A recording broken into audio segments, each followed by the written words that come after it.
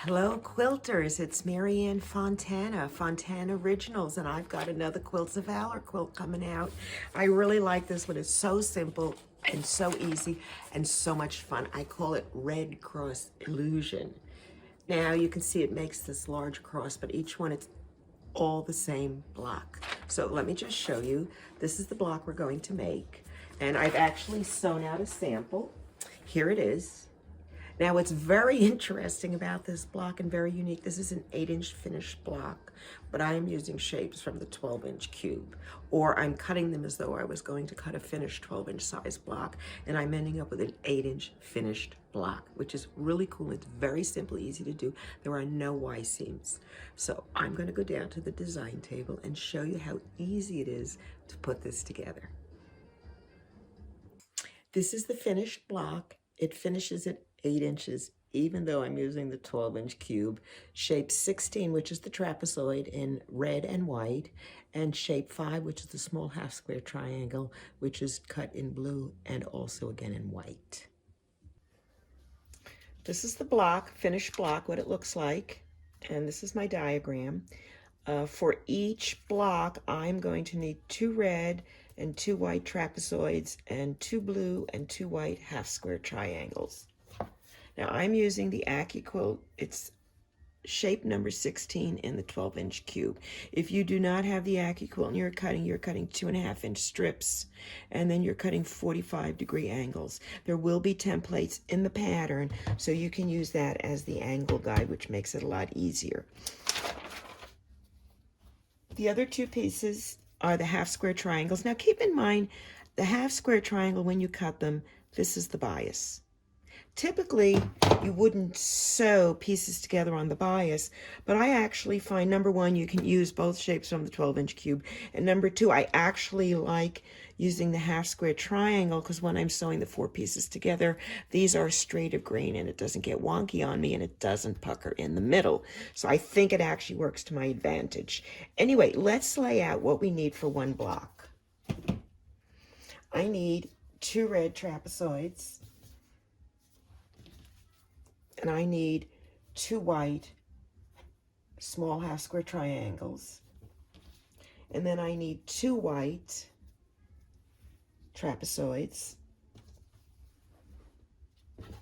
and 2 blue half square triangles, and that is it to make the block. So all you have to do is simply sew these together just like that. And then you sew it together like a 4-patch, you're done. Very quick and easy. I'm ready to sew. I have my test block over here just for comparison purposes. And the first thing I'm going to do is sew the blue and white pieces together. And I have my shape set. These are face down, these are face up. I'm going to set them off to the side and I'm going to start sewing. Now I've decided I'm going to make 9 blocks right now. I have to turn this around so it's facing the correct way. And I'm going to line up the edge just like this. And if you can see, so right here, and I usually like to start at the bottom and go up just to see if it fits. And if it doesn't, give it a little tug. I always like to start with my fabric under the presser foot.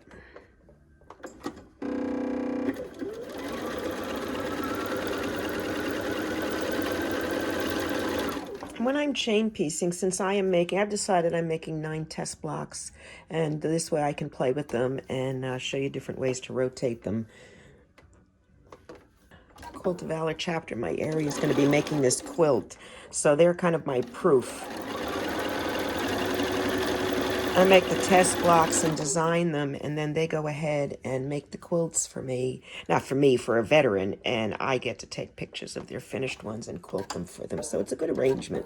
Works out really good for everyone. Anyway, I'm going to go ahead. I need 2 of these for each block I'm going to make, and since I'm making 9, I need 18.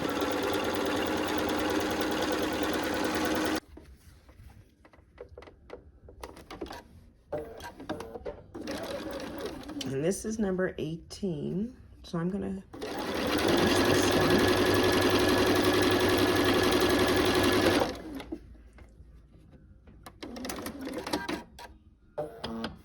And then I'm going to switch, and I'm going to take the white ones, and the red, and I'm going to sew those together. And the same exact thing, only now the white is face down and the red is face up.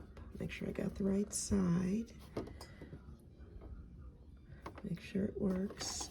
Put it under the presser foot, and I will now sew 18 red trapezoids to white centerpieces, the half square triangle. I finished sewing the red and the white and the blue and the white, and rather than going and pressing them, I'm going to finger press them simply because I have to flip the seams back and forth because I want them to kiss. Now I need to put 2 blues together, and I need to put the 2 reds on the other side. So since I'm going to sew these, I want these seams to go in opposite directions.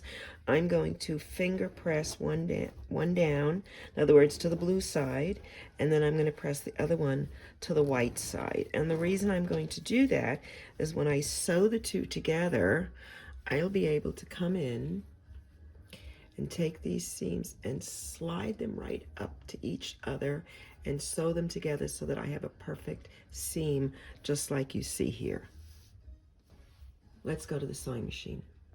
I'm going to rematch up my seams because they've moved a little bit. Make sure one is up and one is down. Yeah, I can feel it right along here matching. So I'm going to go and start. I always, if I can, start it at the wide end, which is this flat end here. And I stop with my needle down on the side so that I can reposition these pieces. And if you need to, you can lift your presser foot up to release the fabric. And I'm just going to put the 2 exactly the way they belong. Make sure this is not pulled in. I can check by making sure this seam is still straight on.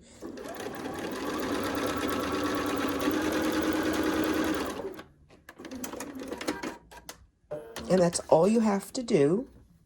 And we've made 1/2 of the block already. There's 1/2 of your block. That's all you have to do. Now we're going to do and take the red ones, and I want to do the same exact thing. I want to press 1 to the white side and finger press 1 to the dark side so that when I sew them together, they'll kiss. Now what I do want to make sure is when I position these, this one's going up and that one's going down. So this has to be on that side, and this will be here, and I'm going to sew these 2 together. I'll flip it over, match the 2 seams up so they kiss, and start sewing at this end.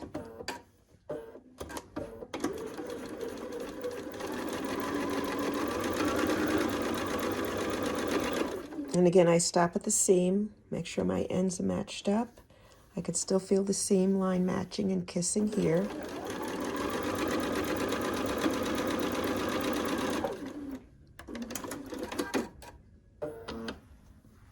And then here's the other half of the block. That's it. We're done practically. So all I have to do is sew the 2 pieces together, flip them over,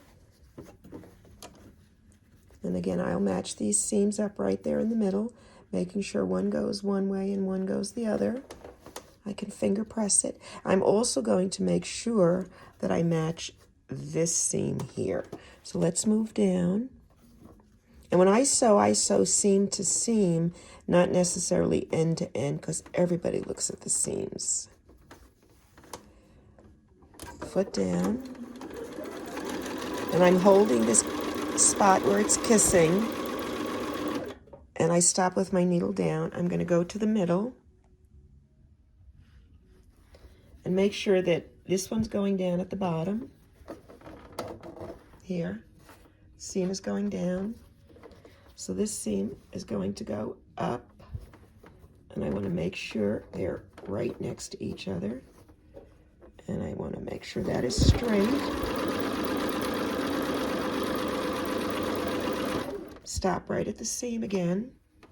Go down to this section. Again, these are in opposite directions. You can actually match it up all the way down.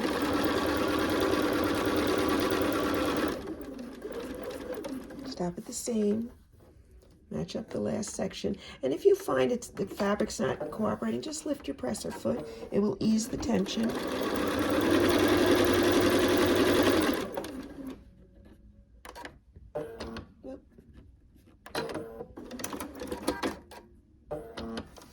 is the Red Cross Illusion block. That's it. That's all you have to do. It's done. This is okay. There's nothing there. It looked like a little mistake. But look, the seams look pretty good. Huh? And the points.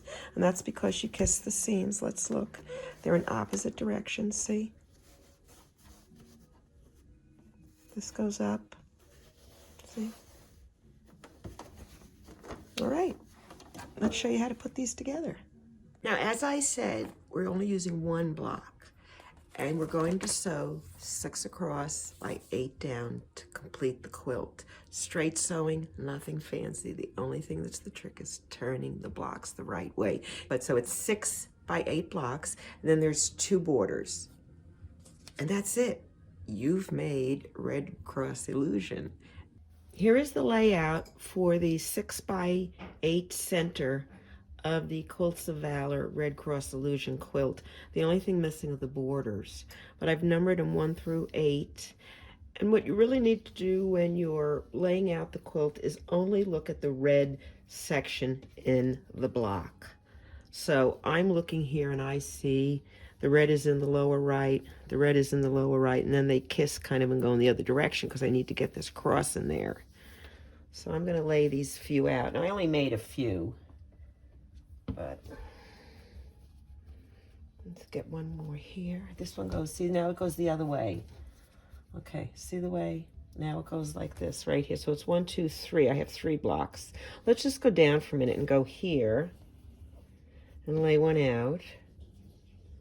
And then go here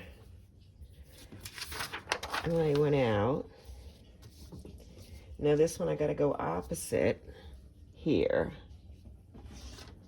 Right? Okay, so let's look. Now I'm going to back up a little. Because then at the bottom, on the next one, I have to go down. And go down again. Or go put it up, if you see. So it follows the design. Upper corner, upper corner, upper corner, upper corner.